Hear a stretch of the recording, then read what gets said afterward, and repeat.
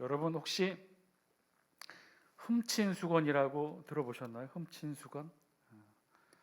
수건을 훔쳤다는 게 아니라 그 이름이 훔친 수건이에요. 사진 한 장 보여주세요. 정말 수건에다 저렇게 인쇄해놨어요. 훔친 수건. 저게 어디에 주로 있는지 아십니까? 우리 장수 지역 말고 다음 사진 보여주지 마시고, 우리 장수 지역 말고 이제 다른 곳에, 다른 지역에 가면 다른 지역의 찜질방, 주로 또 헬스장, 사우나, 목욕탕 이런 곳에 공용으로 사용하는 수건에 저렇게 새겨놨답니다. 저렇게 새겨놓은 이유는 너무 많이 없어지니까. 아니 뭐 없어져 봐야 수건이 뭐 얼마나 없어지겠어. 근데 좀 규모가 큰 찜질방이나 헬스장, 사우나 같은 경우에는 업소당 1년에 없어지는 수건 개수가 6,000장에 달한대요. 그래서 대구의 한 신문 기사예요. 대구 지역 신문에 난 기사인데 다음 사진 보여주시겠어요? 거기에는 저렇게 인쇄를 해놨답니다. 훔친 수건 가져가면 1년간 재수 없다. 그래도 없어진대요. 그래도 얼마나 많이들 가져가는 거겠습니까? 심지어는요, 미국에 있는 한인타운에서도 수건에, 다음 사진 보여주실래요? 저렇게 새겨놨어요. 훔친 수건. 수건의 용도는 분명히 닦는 것이죠. 그런데요, 이 수건의 용도가 꼭 우리 몸을 닦는 것에만 있지 않다고 해요. 수건의 용도 중에 하나가 우리 몸을 닦는 용도도 있겠지만 또 다른 용도로 사용되는 게 어떤 용도로 사용되냐면 무언가를 가리는 것으로 사용하는 용도가 있다는 것이죠. 수건으로 무엇을 가리는 용도로 제일 많이 사용되는 곳은 어디일까요? 다음 사진 보여주실래요? 바로 카톨릭에서 미사를 드릴 때 여성들의 머리에 쓰는 수건, 미사 수건 혹은 미사보라고 해요. 그래서 주로 여성들의 머리에 저렇게 하얀색 수건을 쓰고 미사를 드리게 됩니다. 카톨릭 미사나 공적인 예식 시에 주로 여성들만이 이 미사보를 착용하는데, 이는 어떤 교회법이 정해져 있거나 반드시 해야 하는 규례는 아니라고 해요. 그냥 전통적으로 우리나라 카톨릭에서 지켜오는 것이고, 외국의 카톨릭 경우는 지금 거의 쓰지 않는다고 합니다.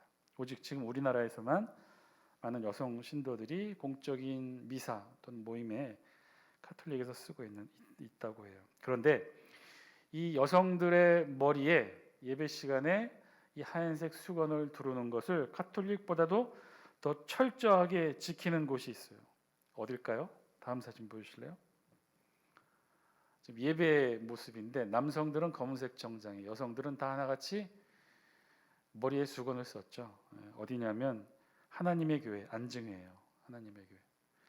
이 하나님의 교회는 자칭 재림 예수 그리스도라고 하는 안상홍과 또 어머니 하나님을 믿는 그런 이단 집단인데, 그럼 도대체 카톨릭이든 이단이든 왜 이렇게 머리에 수건을 쓰는 것에 집착하는 것일까요? 무엇 때문에 머리에 수건을 쓰려는 것일까요?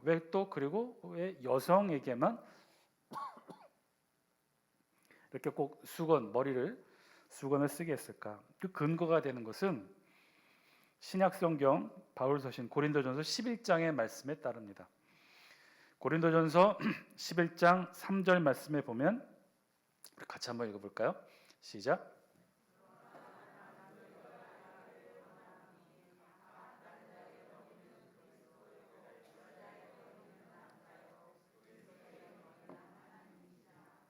네. 뭐라고 되어 있냐면 아주 간단해요. 남자의 머리는 그리스도고 여자의 머리는 남자고 그리고 그리스도의 머리는 하나님이시라는 거예요. 그러니까 바울의 이 주장이 당시에 바울 시대 초대교회 즉 1세기를 의미하겠죠. 당시에 보편화되었던 신학적 인간론에 대해 이해에 근거한 부분이에요. 일종의 영적 질서를 나타내는 것이죠. 남자의 머리는 그리스도고 그리스도의 머리는 하나님이시고 그리고 여자의 머리는 남자라는 사상. 머리라고 하는 것은요 일종의 영적 질서상 위에 있는 존재를 뜻합니다. 머리. 그러니까는 나보다 뛰어난 존재. 그래서 나보다 뛰어난 존재고 나보다 위에 있는 존재니까 어떻게 해야 돼요? 반드시 복종하고 순복해야 될 대상.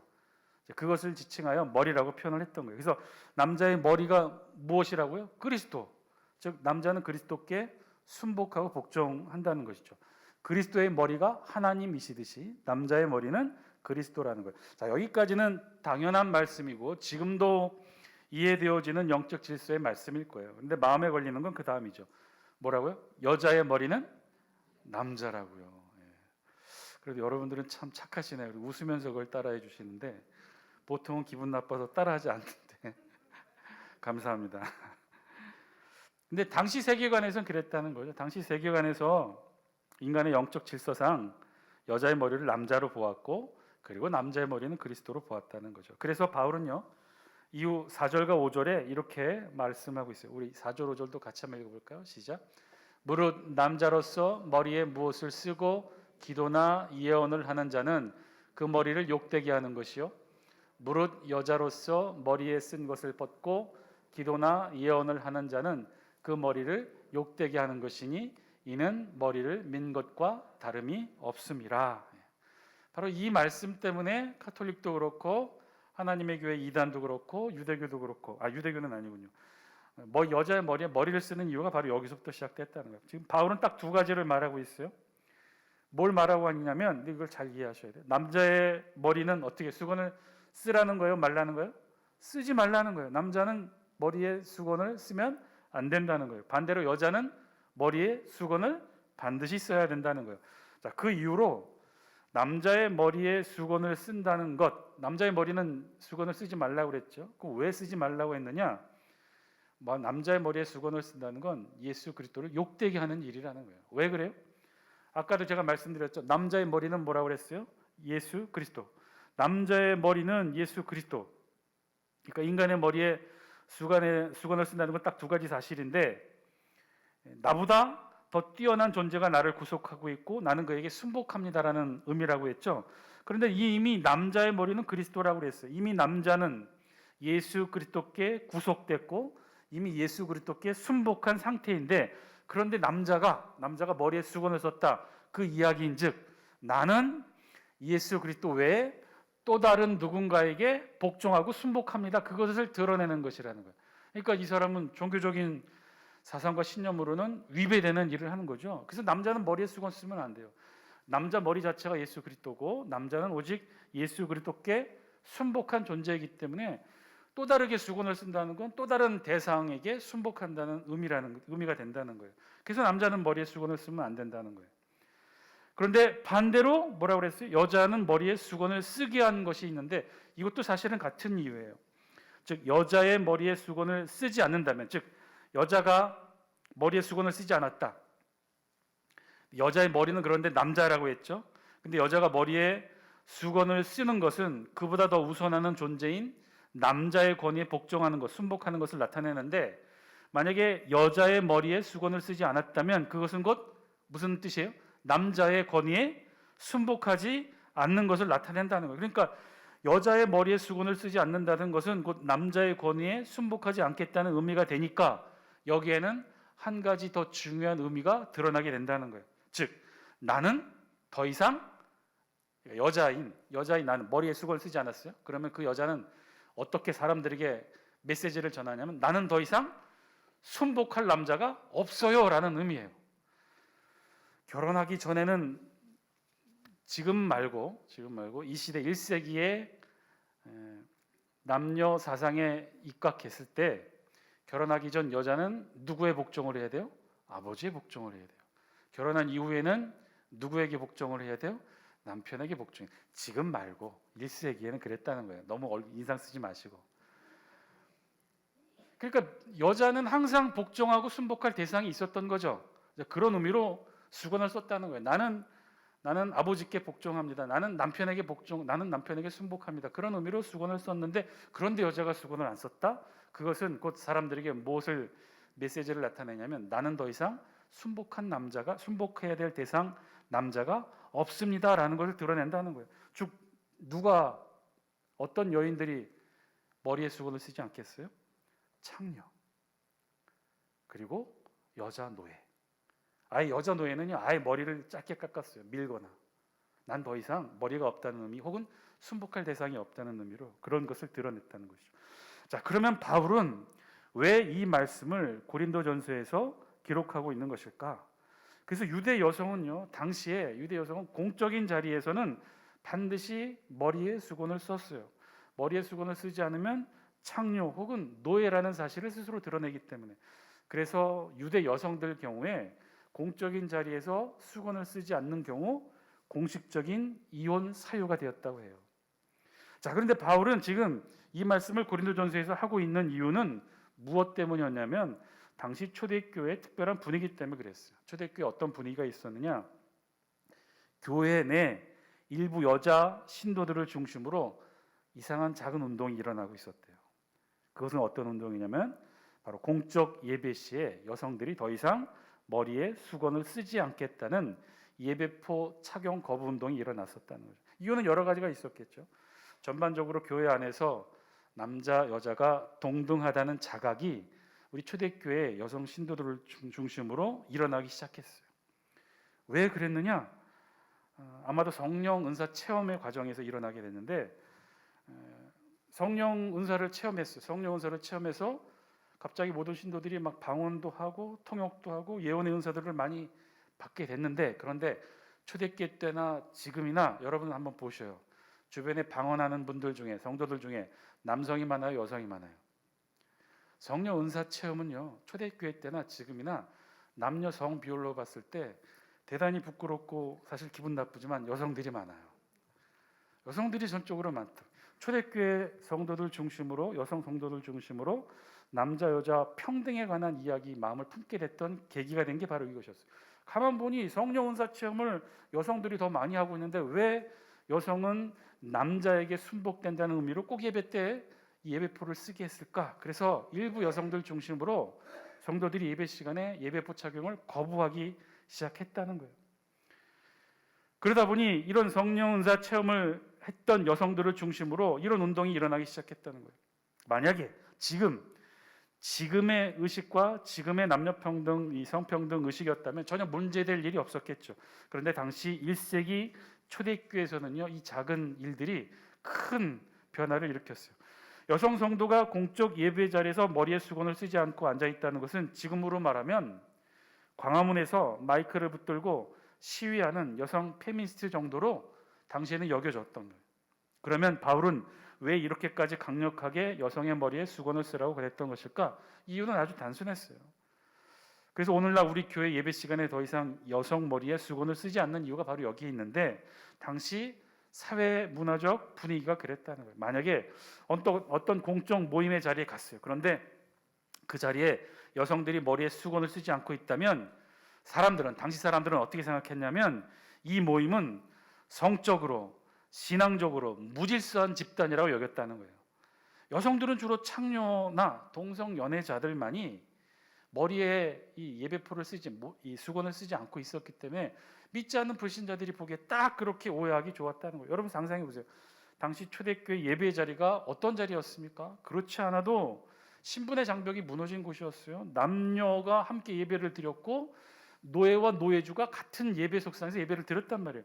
그거 자체만으로도 당시로서는 파격적이고 세상 사람들이 이해하기 어려운데, 그런데 그 자리에 여성들이 수건을 쓰고 있지 않다? 굉장한 오해를 불러일으킬 만한 소지가 되었던 거죠. 불신자들의 시선에서는 이런 초대교회 예배 자리를 무질서한 자리, 성적으로 혼란한 자리라고 충분히 여길 만한 오해 근거가 됐었다는 거예요. 바울은 그래서 선교의 차원에서 이 고린도전서의 말씀, 여자의 머리에 반드시 수건을 착용하라고 당시에 적용되는 말씀으로 전했던 거죠. 자, 그렇다면 이 머리에 수건을 착용하는 이 기원은 그러면 어디서부터 시작되는 것일까요? 사실은 바로 오늘 우리 본문 출애굽기 34장에 있는 말씀으로부터 시작해요. 그 기원은 우리 다 함께 29절 말씀, 우리 영상을 통해 같이 한번 읽습니다. 시작. 모세가 그 증거의 두 판을 모세의 손에 들고 시내산에서 내려오니 그 산에서 내려올 때에 모세는 자기가 여호와와 말하였으므로 말미암아 얼굴 피부에 광채가 나나 깨닫지 못하였더라. 아멘. 바로 모세의 얼굴 피부에 광채가 나기 시작했다는 거죠. 모세는 지금 어디서 내려왔다는 거예요? 시내산에서 내려왔어요. 그 산은 우리가 잘 아는 대로 시내산, 이스라엘 백성들이 출애굽한 이후 처음으로 시내산에서 하나님을 만나고 여기서 무엇을 받습니까?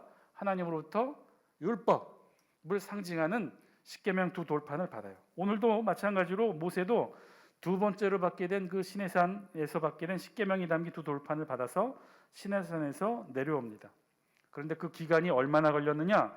오늘 우리 본문 앞에 28절에 보니까 모세가 시내산에서 하나님께 받았던 그 말씀, 십계명을 기록한 두 돌판과 함께 사실은 어떤 내용이었어요? 613가지가 되는 율법의 말씀을 받아왔죠.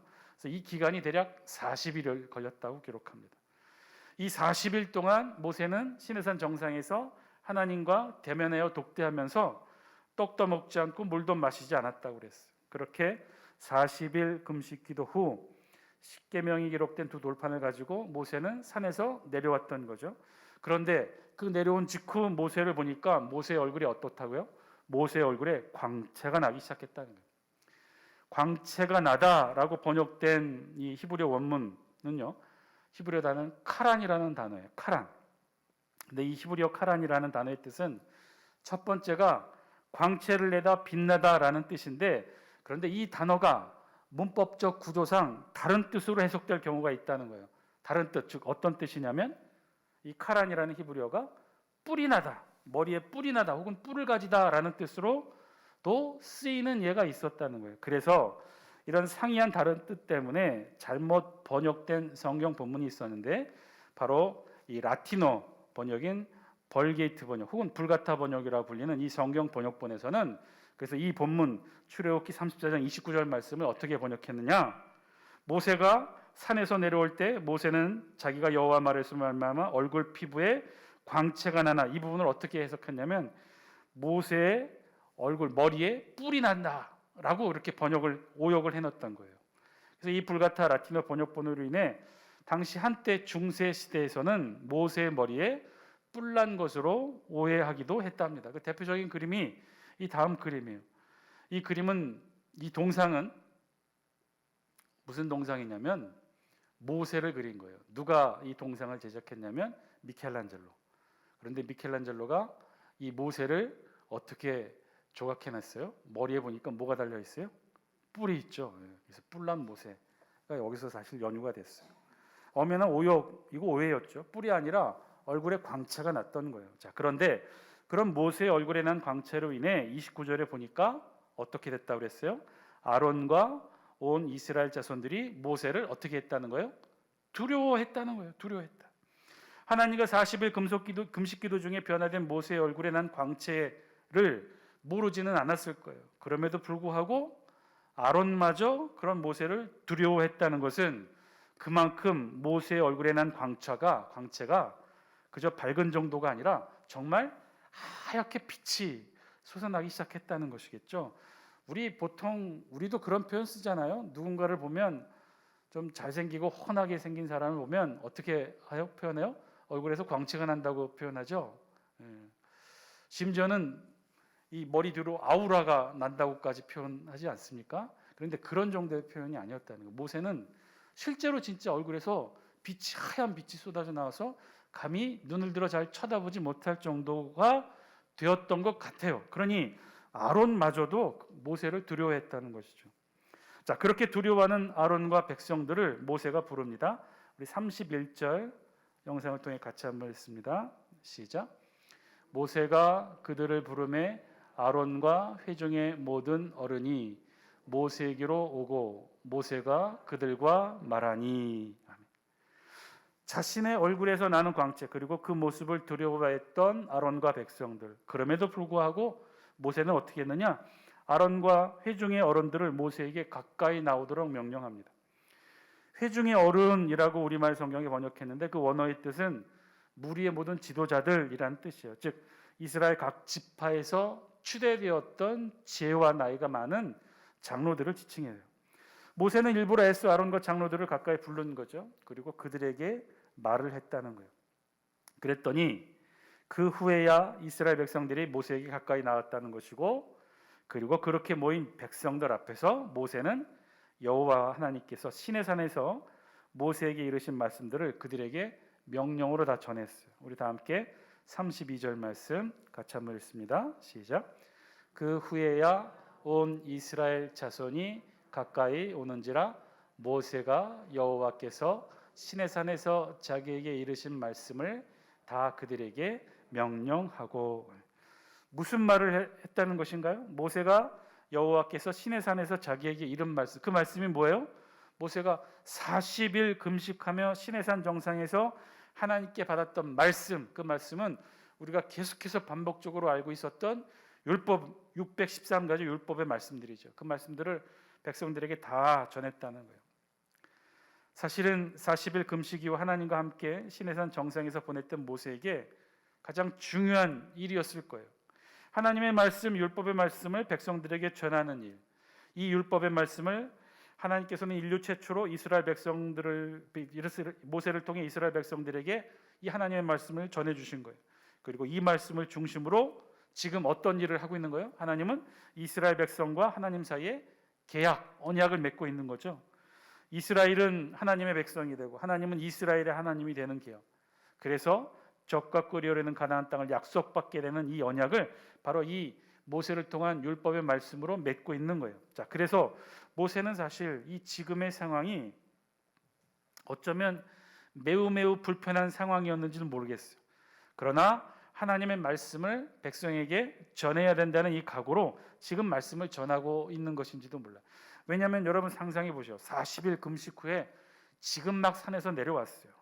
그 모습이, 그 체력이 얼마나 힘이 들었겠어요. 그리고 모세의 얼굴에 알 수 없는 강한 광채가 나고 있었고 그것을 아론과 백성들이 두려워했다고 그랬어요.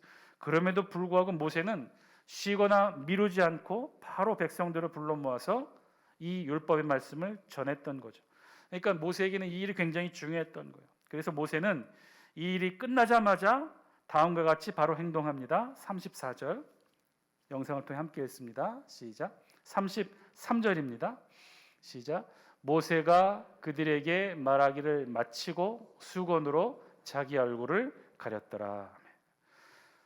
왜 모세는 수건으로 자기 얼굴을 가렸던 것일까요? 모세 이런 행위는요, 뒤에 34절에 있는 말씀을 보면 한두 번 한 행위가 아니었어요. 이후로도 반복적으로 이렇게 행동했다는 거예요. 어떻게 행동했느냐? 우리 34절 말씀도 같이 한번 읽어보겠게요. 시작. 그러나 모세가 여호와 앞에 들어가서 함께 말할 때에는 나오기까지 수건을 벗고 있다가 나와서는 그 명령하신 일을 이스라엘 자손에게 전하며. 항상 모세가 자신의 얼굴을 수건으로 가린 것 아니었죠. 모세가 하나님 앞에 설 때는 수건을 벗고 있다가 나와서는 하나님의 말씀을 이스라엘 백성에게 전할 때까지는 수건을 벗고 있다가 이스라엘 백성들에게 하나님의 말씀을 다 전하고 나서는 그리고 다시 수건으로 얼굴을 가렸다는 거예요. 자, 이후로도 이렇게 반복적으로 했다는 거죠. 그러니까 평상시에 모세는 얼굴에 수건을 쓰고 지냈던 것 같아요. 그렇게 일상의 생활을 보내다가 그러다가 하나님을 대면하여 독대하는 자리에서는 수건을 벗고 그리고 들었던 하나님의 말씀을 이스라엘 백성들에게 전할 때까지는 벗고 있다가 그리고 다시 일상의 삶 속에서는 얼굴을 수건으로 가렸다. 왜 그랬을까? 왜 모세는 이렇게 불편한 행동을 계속했을까요? 사람들이 모세의 얼굴에 광채가 나는 것을 두려워해서 그랬을까요? 물론 그럴 수도 있을 거예요. 자신의 얼굴에 광채가 나는 모습을 일반 백성들이 더럽게 볼 수 있었겠죠. 평범한 사람의 모습은 아니었으니까, 아주 강렬한 빛이 나왔으니까 사람들이 두려워해서 가까이 오지 못하는 이유가 될 수 있기 때문에 그 또한 모세에게는 불편했겠죠. 자, 그런데요, 만약에 그런 이유라면 시간이 지나서 반복하면 좀 익숙해지지 않을까요? 처음에야 사람의 얼굴에 광채와 빛이 나는 모습이 이상하고 낯설고 무섭게 느껴졌겠지만 이후 시간이 지남에 따라 한 번 보고 두 번 보고 세 번 보면 백성들도 익숙해지고 익숙해지면 백성들도 친숙해지지 않았을까요? 그리고 이 모세의 얼굴에서 광채가 나는 이유가 무엇 때문에 그래요? 병 걸려서 광채가 나는 게 아니잖아요. 뭐 다른 일로 광채가 나는 게 아니었잖아요. 그 이유는 백성들도 아론도 다 알고 있었죠. 왜 모세의 얼굴에서 광채가 났어요? 하나님과 친밀한 독대의 과정에서 모세 얼굴에서 광채가 난 거예요. 그러니 아주 자연스럽게 백성들도 모세 얼굴의 광채를 처음에는 더럽게 봤겠지만 시간이 지나고 익숙해짐에 따라 아주 친숙한 모습으로, 그리고 부러워하는 모습으로, 하나님의 영광과 버금가는 모습으로 보게 되었을 거예요. 시간이 지남에 따라 모세의 얼굴의 광채도 영광스러운 하나님의 영광의 모습으로 보았겠죠. 빛이신 하나님과 함께 대면하여 독대하다가 모세의 얼굴에도 자연스럽게 하나님의 빛이 묻어나게 된 것으로 백성들도 이해하기 시작했을 거예요. 예, 맞아요. 실제로도 그랬어요. 조금 시간이 지나고 백성들도 이제는 익숙하게 되자 오히려 그런 모세의 얼굴의 광채에 친숙해지기 시작했고, 나중에는 그래서 백성들이 모세를 보기보다는, 모세의 입에서 나오는 하나님의 말씀을 듣기보다는 뭐에 집중하기 시작해요? 모세의 얼굴에 나오는 광채에도 집중하기 시작합니다. 실제로 모세는요, 자신의 얼굴을 수건으로 가렸던 진짜 결정적인 이유를 35절에 이렇게 설명해요. 우리 35절 영상을 통해 같이 한번 읽습니다. 시작. 이스라엘 자손이 모세의 얼굴의 광채를 보므로 모세가 여호와께 말하러 들어가기까지 다시 수건으로 자기 얼굴을 가렸더라. 이스라엘 자손이요, 모세의 얼굴의 광채를 자꾸 보았다는 거예요. 모세의 얼굴의 광채를 자꾸 보므로 모세가 전하는 하나님의 말씀에 집중하기보다는 모세의 얼굴의 광채에 집중하기 시작했다는 거예요. 처음에는 무서워했고 두려워했고 감히 눈을 들어 보지 못하다가 나중에 익숙해지니까 사람들이 무엇만 본 거예요? 모세 얼굴에 나는 광채만 신기하게 여겨서 보았다는 거예요. 그것을 더 집중하여 보기 시작했다는 거예요. 예, 그랬죠. 나중에 백성들은 모세의 입에서 전해진 하나님의 말씀보다는 오히려 모세의 얼굴에서 나오는 빛에 더 관심을 가지게 되었다는 거예요. 그래서 모세는 자신의 얼굴을 수건으로 가렸던 거죠. 이것이 이스라엘 백성들의 머리에 수건을 쓰게 되는 시작의 기원이 되었던 것입니다. 사실은 모세는요, 이런 이유로 얼굴을 수건으로 가리게 되었던 거죠.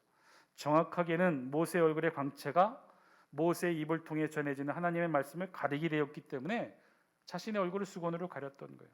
그리고 무엇보다도 모세 스스로도 알았을 거예요. 더 중요한 사실, 자신의 얼굴에서 나는 이 광채가 모세 스스로 얼굴에서 발광하는 빛이 아님을 누구보다도 모세는 잘 알고 있었겠죠. 아주 특별한 상황이었다는 걸 모세가 알았을 거예요. 여러분, 인류 최초로 하나님을 독대하여 만난 자리, 인류 최초로 하나님의 말씀을 받는 자리, 그런 자리가 바로 이 모세가 시내산에서 40일 금식기도 동안에 했던 자리죠. 얼마나 영적으로 신성하고 의미 있는 자리였겠어요. 그리고 은밀하고 내밀한 하나님과의 영적인 40일간의 자리에서 결국 모세는 그 얼굴에 광채가 나게 된 것이에요. 즉, 지금 모세의 얼굴에 난 광채는요, 모세 스스로 빛을 내는 것이 아니었다는 거예요. 빛이신 하나님과 40일 이상 함께 독대하다 보니 그 하나님의 빛이 모세의 얼굴에 묻어나게 되었던 것이죠. 아주 오랫동안 빛이신 하나님과 함께 있다 보니 하나님의 빛이 모세의 얼굴에 전해지게 된 거예요. 그래서 모세도 사실 알고 있었어요. 뭘 알고 있었어요? 자신의 얼굴에서 나는 이 광채가 영원히 지속되지는 않을 것이라는 것, 모세도 알고 있었죠. 그래서 백성들이 자신의 얼굴에 묻어난 이 광채에 집중하는 것을 모세도 내심 달가워하지는 않았을 거예요. 언젠가 사라질 수 있는 것이 바로 이 모세의 얼굴에 나고 있는 광채였던 것인데, 이거 사라지고 나면 백성들이 또 얼마나 실망하거나 오해 아닌 오해를 하게 될까. 사실 모세도 이게 두려웠던 거죠. 반면에 모세는 더 중요한 사실을 알았죠. 영원히 사라지지 않는 것이 무엇인가요? 바로 하나님의 말씀은 영원히 사라지지 않는 것이기에 바로 모세도 이 말씀 전하는 것에 집중하기 위해 자신의 얼굴에 난 광채를 가렸던 거예요. 사랑하는 장수교 성도 여러분, 오늘 말씀을 통해 우리에게도 주신 하나님의 음성 저와 여러분들이 들을 수 있게 되길 바랍니다. 모세는요, 하나님과 특별한 독대를 통해 묻어난 이 하나님의 영광의 광채마저도 수건으로 가렸어요. 왜 가렸을까? 여러분, 왜 가렸을까요? 모세도 알았던 거죠. 무엇을 알았어요? 무엇이 진짜 중요한지, 무엇이 진짜 영원한 것인지. 잠시 묻어난 하나님의 영광이 중요한 것이 아니라 영원히 변하지 않을 하나님의 말씀이 더 중요했던 거예요. 이것을 모세는 누구보다도 잘 알고 있었어요. 내게 묻어난 이 하나님의 영광의 흔적으로 진짜 영원하신 하나님을 가릴 수 있다고 모세는 두렵게 생각했던 거예요. 그래서 자신의 이 영광의 흔적을 가렸던 거죠. 사랑하는 장수교 성도 여러분, 모세는 알았어요. 광채를 가려야 말씀이 드러난다는 사실을 누구보다도 모세는 잘 알았어요. 어쩌면 모세의 얼굴에 묻어난 하나님의 영광의 빛은 모세에게는 자신의 영광처럼 보일 수도 있었다는 사실을 했겠죠. 사람들은 보이지 않는 하나님의 영광보다는 눈에 보이는 영광의 흔적을 더 집중할 테니까. 그러나 모세는 알았어요. 그것은 자신의 영광이라는 것. 모세 자신의 영광을 가려야 결국은 하나님의 영광이 드러날 수 있다는 것을 모세는 알았던 거죠. 그래서 모세는 애써 자신의 얼굴에 묻어난 하나님의 영광의 흔적을 수건으로 가립니다. 수건으로 덮어요. 그렇게 자신을 가려야 누가 드러나기 때문에? 진짜 영원하신 하나님의 영광이 드러날 수 있었기 때문에. 사랑하는 장수교 성도 여러분, 오늘 말씀을 통해 우리에게 주신 하나님의 음성 저와 여러분이 듣고 깨닫게 되기를 바랍니다. 여러분, 나를 가려야 해요. 나를 가려야 하나님이 드러날 수 있어요. 여러분 꼭 명심하셔야 합니다. 여러분, 우리를 가릴 때, 나를 가릴 때 다른 것 가리는 거 아니에요. 나의 못남을 가리는 게 아니에요. 나의 부족한 점, 부끄러운 점, 죄 지은 점, 약점을 가리는 것이 결코 아니에요. 나를 가리는 것은요, 우리의 잘남을 가리는 거예요. 심지어 모세처럼 하나님께 받은 우리의 하나님의 영광의 흔적까지도 가려야 되는 거예요. 왜요? 왜 그렇죠? 어쩌면 우리도 모세처럼 우리의 잘남으로 인해 하나님의 영광을 가릴 수 있기 때문에. 그래서 하나님의 영광을 가릴 수 있는 것은 다 가려야 되는 거예요. 하나님의 영광보다 더 뛰어나다고 여겨지는 것, 그렇게 보여지는 모든 것들 다 가려야 되는 거예요. 그것이 우리의 잘남이고 나의 좋은 점이고 자랑하고 싶은 것이라 할지라도 가려야 한다는 거예요. 그러고 보면 우리 기독교 신앙의 삶이라는 게 그렇게 쉬운 삶은 결코 아니라는 생각이 듭니다. 일반적으로 알려진 이 세상의 종교적 심성과는 전혀 다른 모습이죠. 일반적으로 이 세상의 종교의 기본적인 출발점은 뭔가요? 풍요와 다산이에요. 다른 종교들은 그래요. 다른 종교들의 그 목적이 뭐냐면 내가 풍요로워지고 내가 많은 수확을 이룰 수 있도록 신께 의지하는 과정이 다른 종교의 일반적인 특징이에요. 그래서 이 세상의 다른 종교는요, 그 영광, 그 중심이 나의 영광이에요. 내가 잘 되는 거예요. 내가 잘 되고 잘 사는 것이 이 세상 종교의 목적이기도 해요. 그러나 우리 기독교는 다르죠. 우리 종교는 달라요. 우리 종교의 특징은 그 중심이 뭐예요? 나의 영광이 아닌 누구의 영광이에요? 하나님의 영광에 그 초점이 맞춰져 있어요. 그래서 나의 영광이 아닌 하나님의 영광을 드러내야 되는 것이 우리 기독교인의 삶의 숙명이에요. 그런데 이렇게만 말씀드리면 참 어떤 면에서는 우울하죠. 하나님의 영광만을 위해서 우리의 영광을 가리면서 살아야 되는 삶이 어떻게 보면 참 우울할 정도로 슬프기도 하죠. 늘 뭔가를 가리고 움츠리고 가려야 되는 삶이 우리를 더 위축되게 만들기도 해요. 그런데요, 여러분, 그거는요, 하나만 알고 둘은 모르는 어리석은 생각이에요. 여러분 생각해 보세요. 가려야 한다는 것은 곧 무엇을 말하는 것인가요? 가려야 한다는 것은 최소한 우리에게 하나님의 영광에 버글 만한 그 어떤 것이 우리에게 생겼다는 것 아닌가요? 여기에 놀라운 우리 기독교의 축복의 원리가 여기 담겨 있어요. 그래요. 우리와 하나님과의 관계에서 우리는 늘 움츠리고 가리고 숨겨야만 하는 것이 그냥 그렇게 되는 것이 아니라 그럴 만한 충분한 이유와 근거가 있기 때문에 그래요. 왜요? 하나님과 자꾸 가까워지면 가까워질수록 우리도 어떤 일이 일어난다는 거예요? 모세에게 일어났던 일처럼 우리에게도 하나님의 영광이 묻어나게 된다는 거예요. 하나님의 영광이 묻어나고 하늘의 영광이 묻어나게 된다는 거예요. 하나님과 가까이 하면 할수록, 빛이신 하나님과 가까이 하면 할수록 어떻게 해요? 하나님의 빛이 우리에게 묻어나오는 거예요. 만물의 창조주이신 하나님과 가까이 하면 할수록 어떻게 해요? 하나님의 창조의 권능이 우리에게도 묻어나온다는 거예요. 축복의 하나님과 가까이 하면 할수록 하늘의 축복이 우리 몸에 배어지게 되고, 치유의 하나님과 함께 하면 할수록 치유의 기적이 우리에게도 일어난다는 거예요. 기도응답의 하나님과 함께 하나 할수록 기도응답의 축복이 우리 삶 가운데 자꾸만 일어나겠죠. 그런 것입니다. 하나님과 가까이만 할수록 하나님의 영광이 우리 삶 가운데 묻어나게 될 것이요. 그런데 그런 것들을 오늘 하나님은 자랑하지 말라는 거예요. 그런 것들에 너무 의지하지도 말라는 거예요. 혹 그런 것들이 진짜 하나님의 영광을 가리지 않도록 주의하라는 말씀인 것이죠. 사랑하는 자숙계 성도 여러분, 고로 우리에게는 가릴 것이 있다는 것에 여러분 감사하시고 이 축복의 하나님께 더욱더 감사한 섬김의 모습으로 나올 수 있게 되길 바랍니다. 우리에게는 가릴 게 있다는 거예요. 이미 우리에게는 가리고 감추고 자랑하지 말아야 될 하늘의 풍요로운 축복이 이미 우리에게는 묻어나기 시작했다는 거예요. 우리가 걱정할 것은 그런 하늘의 축복으로 하나님의 영광을 가리지 않도록 주의하라는 거예요. 오늘 저녁 저와 함께 이 기도 시간 함께 하길 원합니다. 하나님을 가까이 하면 할수록 우리에게 하나님의 영광과 하늘의 축복이 묻어나온다고 그랬어요. 따라서 우리 이미 저와 여러분 모두는요 그런 하나님과 가까이 하며 거하는 자들이에요. 하나님의 영광을 가리기에도 충분한 하늘의 은총과 축복으로 우리의 얼굴은 이미 하늘의 영광으로 가득 찼다는 거예요. 충분히 겸손할 자격이 되고요. 충분히 수건으로 가릴 만한 것들이 우리에게 있고 또 앞으로도 계속해서 하나님께서 주실 거예요. 그 하나님을 믿고 의지하고 계속해서 그 하나님과 함께 가까이 하시는 여러분 되시길 바랍니다. 우리가 믿고 따르고 가까이 하는 하나님은요 창조주 하나님이고 축복의 하나님이고 치유의 하나님이고 응답의 하나님이시요. 그럼 그 하나님과 함께하면 이런 것들이 저와 여러분들에게 묻어나지 않겠습니까? 오히려 그것으로 교만해지지 말라고 끊임없이 지속적으로 강조해서 우리에게 말씀하시는 것이 오늘 성경에 있는 말씀이에요. 교만해지지 말라고, 주의하라고, 우리에게 묻어난 그 영광으로 하나님의 영광을 가리는 삶 살지 말라고, 그래서 가리라는 거예요. 우리 그런 하나님께 늘 기쁘게 기꺼이 늘 가까이 나아가시는 저와 여러분 다 되시기를 주의 이름으로 간절히 축원드립니다. 오늘도 기쁘게 기도로 하나님 만나시고 아주 친밀히 내밀히 그런 하나님과 함께 거하는 복된 삶 살아가시는 저와 여러분 다 되시기를 주의 이름으로 간절히 축원드립니다.